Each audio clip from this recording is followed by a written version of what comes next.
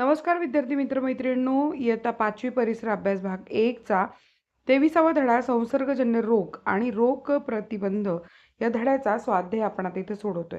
तुम्ही नवीन असाल चॅनलला तर चॅनलला सबस्क्राइब करा, बेल आयकॉन दाबा। माझं नाव आहे सपना टीचर। काय करावे बरे? खूप भूक लागली आहे परंतु अन्नपदार्थ उघड्यावर ठेवलेत।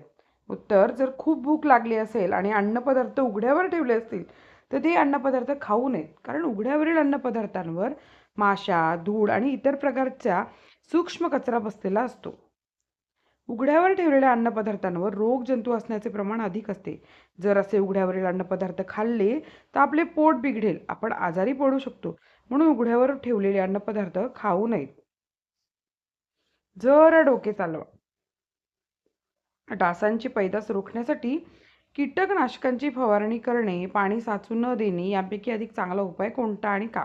उत्तर, डासांची पैदास रोखण्यासाठी कीटकनाशकांची फवारणी पाण्यावर केली तर कीटकनाशकांमध्ये असणारी घातक द्रव्य पाण्यात मिसळून ते पाणी जवळच्या शुद्ध पाण्याच्या स्रोतात मिसळल्याने पाण्याचे प्रदूषण होईल। म्हणून डासांची पैदास रोखण्यासाठी पाणी साचू न देणे हा उपाय अधिक चांगला आहे। प्रश्न 3, पुढील प्रश्नांची उत्तरे लिहा। असंसर्गजन्य रोग म्हणजे काय? उत्तर, एका रोगाची लागण दुसऱ्याला होऊ शकते अशा रोगांना संसर्गजन्य रोग असे म्हणतात। आ, रोग प्रसाराची माध्यमे कोणती आहेत? उत्तर, हवा, पाणी, अन्नपदार्थ, कीटक, संपर्क इत्यादी रोग प्रसाराची माध्यमे आहेत। ई, रोगाची साथ येते तेव्हा काय होते? उत्तर, रोगाची साथ येते तेव्हा एका ठिकाणाच्या अनेक लोकांना एकाच वेळी एका रोगाची लागण होते। प्रश्न ई, लसीकरण म्हणजे काय? एखाद्या रोगाविरुद्ध लढा देण्यासाठी शरीरामध्ये त्या रोगाचा प्रतिकार करण्यासाठी शरीरात प्रतिकार शक्ती तयार व्हावी लागते। यासाठी इंजेक्शनद्वारे किंवा तोंडावाटे जी लस दिली जाते याला लसीकरण असे म्हणतात। प्रश्न ऊ, नवजात बालकाला देण्यात येणाऱ्या लसींची यादी।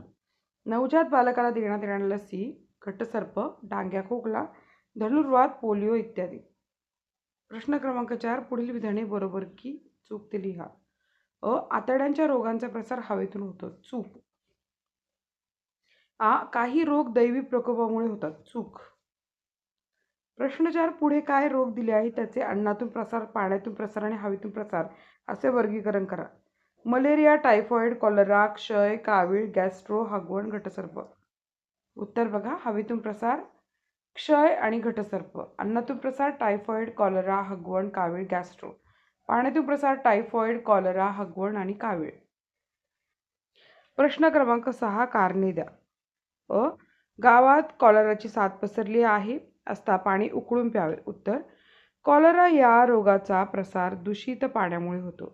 कॉलरा रोगाचे रोगजंतू पाण्याच्या स्रोतात मिसळल्याने या रोगाचा प्रसार सर्वत्र होतो।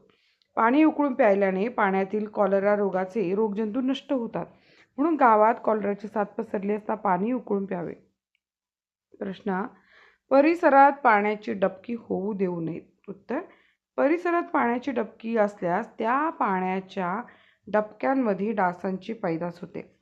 हिवतापाचे रोगजंतू डास चावल्यामुळे रोगी माणसाच्या शरीरातून निरोगी माणसाच्या शरीरात पसरले जातात।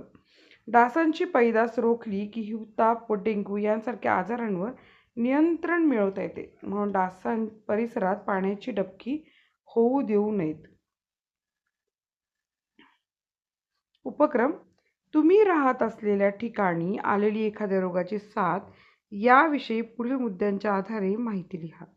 रोगाचे नाव, रोगजंतूचे नाव, प्रसाराचे माध्यम, प्रतिबंध करण्यास केलेले उपाय इत्यादी। हा स्वाध्याय कसा वाटला हे कमेंट्समध्ये कळवा।